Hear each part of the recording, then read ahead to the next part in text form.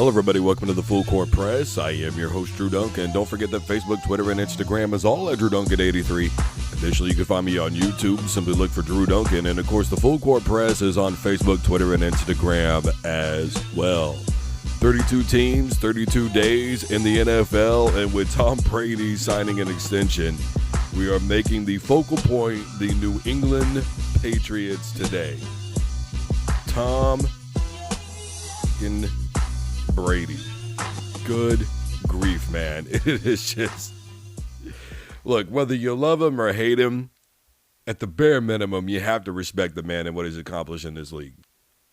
6 Super Bowls, 9 appearances, and a contract extension at the age of 42. Love him or hate him, man. Look, I'm just as tired of the New England Patriots as anybody else.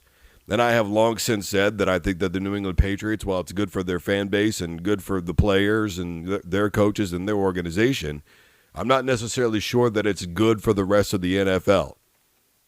One of the things that I recently talked about with the NBA, for instance, was how wide open I believe that it is and losing that predictability of simply just LeBron James going to another NBA Finals, and it's just going to be his team and whoever they're going to play against is going to make the NBA great this year. Same with the Golden State Warriors. We're not going to probably see necessarily a repeat with them. Sure, they re-signed Draymond Green and Klay Thompson, but they do lose Kevin Durant. The core is still there, but they did lose some volatile pieces, or some key pieces that I should say.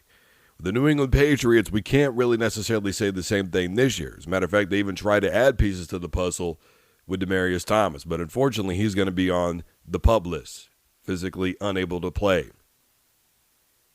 And when you look at the New England Patriots and a team that's around Tom Brady, if you looked at it just on paper, you would go, they should have potentially the best wide receiving core in all the NFL, right? Demaryius Thomas, Josh Gordon, Julian Edelman, but it's just not going to be the case.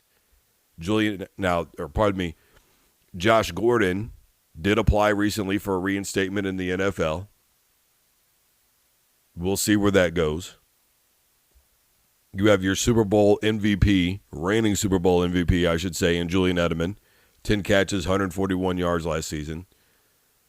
But no Demaryius Thomas, and as of the moment, no Josh Gordon does make this receiving core not what they could be. Now, they did go out and sign Cameron Meredith shortly after he was released from the New Orleans Saints, whose best season probably came in his second year with the Chicago Bears. I think it was 66 catches, 888 yards. And mind you, last year with the Saints, before he got hurt, he did have 12 yards average per catch. Cameron Meredith has got some skills. But it is going to boil down to the health of the players that are around them. And I think offensively what this New England Patriots team is going to look like this year is a heavy run-first offense.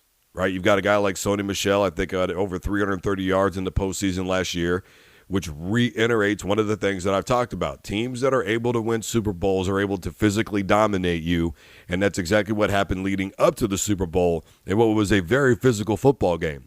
You have a very underrated running back in Rex Burkhead, who's very good, by the way, at being a receiver. So it's almost like having a second receiver on you. You got Sony Michel, who can just pound you up the middle. I think they're going to be a run-heavy first offense. Again, no Rob Gronkowski, as we all know, right? There's been rumors about whether or not he may or may not come back. Who really knows? I kind of doubt it at this juncture. But with the New England Patriots, you never really know, do you? Defensively, they're still really good. You still have Dante Hightower, who, by the way, recently Bill Belichick called Mr. February. And it should be that, right? He was the one that made the tackle on Marshawn Lynch that stopped the Seahawks at the half-yard line. The next play was a pass, which we all know was intercepted and closed the deal and gave New England Patriots the Super Bowl. Then, of course, there was a strip sack that he had on Matt Ryan in the comeback against the Atlanta Falcons when they were down 28-3 in that football game. That helped spur on that victory. So defensively, I think the linebacking crew is going to be overall pretty good. Obviously, Michael Bennett at defensive end. Then, of course, I think you have one of the better corners in all the NFL, or I should say duos anyways. Really the entire defensive backfield for the New England Patriots, I think is going to be really good. Additionally, they're going to be tested early and often. to be honest with you. I mean, opening week, they've got the Pittsburgh Steelers. So they're going to test your probes, or they're going to probe you early and see if there's any facades in your defense, right, with their run game and their passing game. Then 2 weeks later, you're going to be facing Le'Veon Bell and the New York Jets, and they're kind of almost revamped defense in a lot of ways. They're going to play the Browns this year.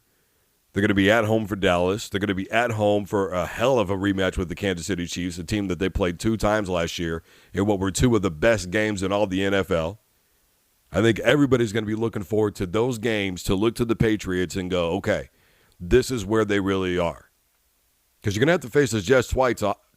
Oh, pardon me. You're going to have to face the Jets twice, obviously, coming up this season, right? One of the best defenses in all the NFL last year was the Buffalo Bills, right? I think they rated 2nd or 3rd. So obviously you're going to have to play the Bills coming up this season twice. So they're going to be tested quite a bit throughout the course of the season.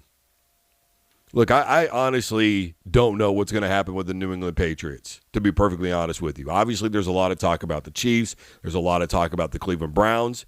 Both of those teams are playing New England, as I made mention of. Of course, New England gets talked about every single season now, especially with Tom Brady and Bill Belichick at the helm. Then additionally, with that, of course, you've got a pretty solid running game. I think that this is going to be a slow-down offense. I think this is going to be a team that's about ball control. They're going to allow their defense to probably come up with some turnovers to hopefully put them in some good positions to make it a short field. I mean, even if you're 30 yards out from the end zone to start your possession, if you can grind the football out a little bit, take time off the clock, get some points on the board, you're not only talking about physically dominating a football team, but now you're talking about mentally dominating a football team. And if that's the New England Patriots game plan this year, I think it could work out very well for them. Look, we know that Tom Brady's not going to necessarily crack under pressure. We know the longevity of Tom Brady. There's not a defense really that you're probably going to be able to throw at him that he hasn't already seen. He's been there and done that with everything in the NFL. I think, though, you're still going to want to do as much as you can to try and keep pressure off and keep that defense at bay so that way they're not blitzing too much your aging quarterback who you just signed a 2-year extension with. Guys, I am Drew Duncan, host of the Full Court Press. Facebook, Twitter, and Instagram is all at Drew Duncan 83. Additionally, you can find me on YouTube. Simply look for Drew Duncan. Of course, the Full Court Press is on Facebook, Twitter as well. And as always, don't you dare touch that dial.